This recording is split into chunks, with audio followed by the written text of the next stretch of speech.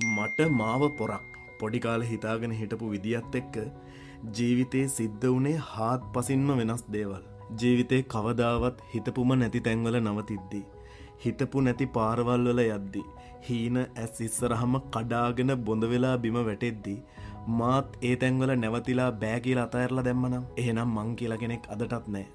නෑ, මම මේ හැම ප්‍රශ්නකදීම ඒ ප්‍රශ්න වලින් ගේම ඉල්ලුවා. මාව පල්ලෙහාට ඇදලා දාන හැම තැනකදීම මම මටම කියාගත්තා නෑ, මම මගේ ටාගට් එකට ගිහින්මයි පස්ස බලන්න කියලා. එකින් එක හීන අහුලද්දී, අලුතෙන් ඒවා පාට වෙනකොට සතුටු කාරණා හමු වෙද්දී මම තේරුම් ගත්තේ සමහර දේවල් උනේ මගේම හොඳට කියලා. සමහර කතා නැවතුනේ මගේම හොඳට කියලා.